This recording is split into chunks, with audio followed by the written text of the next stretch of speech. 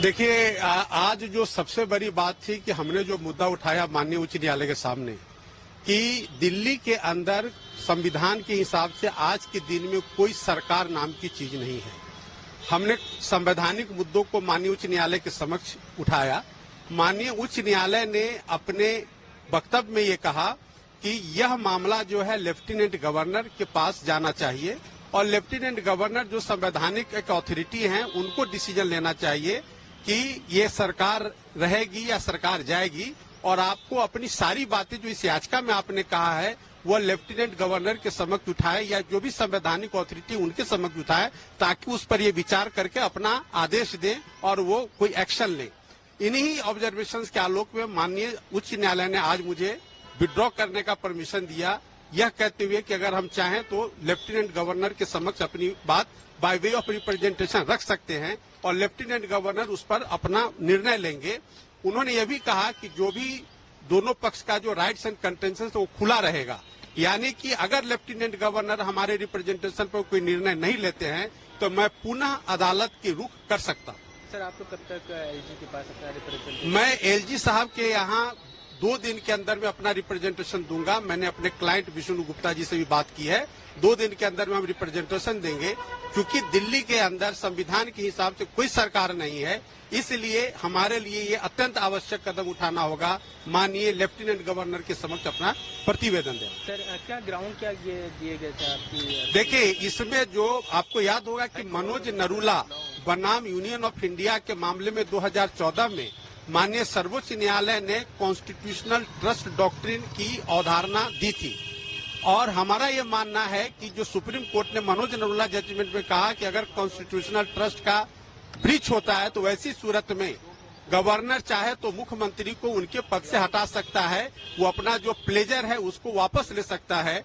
तो वैसी सूरत में दिल्ली के लेफ्टिनेंट गवर्नर को रिमूव कर देना चाहिए था, जो उन्होंने अब तक नहीं किया है। इसीलिए हम अपना प्रतिवेदन देंगे कि मनोज नरूला जजमेंट में जो सुप्रीम कोर्ट ने व्याख्या दी है कॉन्स्टिट्यूशनल ट्रस्ट अगर ब्रीच होता है तो कॉम्पिटेंट अथॉरिटी उस पर कार्रवाई कर सकता है, यानी कि गवर्नर चाहे तो उनको आर्टिकल 164 में अपना अधिकार एक्सरसाइज करके उनको रिमूव कर सकता है। इसलिए उनको रिमूव करना चाहिए, क्योंकि जेल के अंदर से कोई सरकार नहीं चल सकती है। कोई कैबिनेट डिसीजन 23 मार्च के बाद नहीं हुआ है। अगर कैबिनेट की मीटिंग नहीं होती है, कैबिनेट डिसीजन नहीं होता है, तो जो संविधान की धारा 166 जो संसद का प्रावधान है उसका खुला उल्लंघन है। चलिए इंग्लिश में भैया रिकॉर्ड अभी जा नहीं रहा, हमारा रिकॉर्डिंग कर। मैं भी नहीं भेजूंगा। नहीं करा दूँ, कंटिन्यू रोल है, कट कर दूँ। इंग्लिश की बाइट अलग जाती है भैया।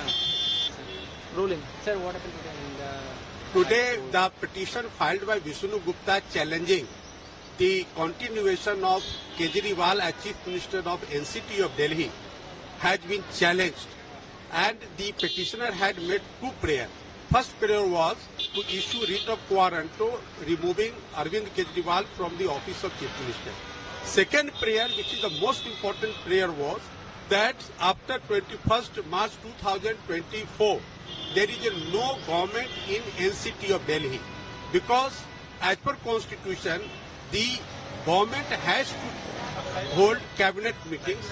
No cabinet meeting has taken place after 21st March 2024 till today, meaning thereby the provisions of the Constitution, that is Article 166, Article 167, are absolutely violated, and there is no authentic orders being passed by the NCT of Delhi. Therefore, I had urged that there is a total constitutional deadlock. The Honorable High Court has said that these are the situations which has to be dealt with by the Lieutenant Governor, and the Lieutenant Governor may take a call on this. So the Honorable Court said that if you wish, you can represent before the Lieutenant Governor, urging all these points, and let a view to be taken by the Lieutenant Governor.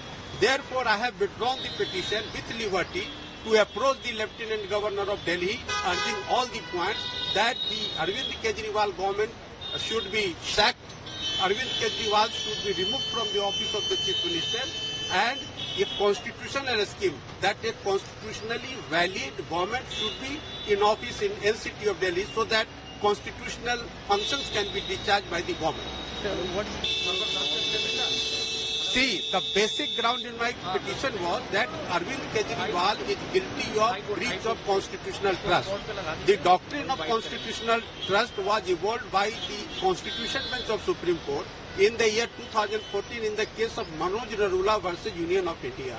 In that judgment, the Honorable Supreme Court has in detail said that if there is a constitutional breach of trust, then the governor can exercise power under Article 164 to remove the such the constitutional heads from their office. So, when will approach to the LD, sir? See, within 2 days, I have discussed with my client. Within 2 days, we will approach the Honorable Lieutenant Governor of Delhi with my representation, praying for that he should exercise power under Article 164 by removing Kejriwal ji from office of Chief Minister.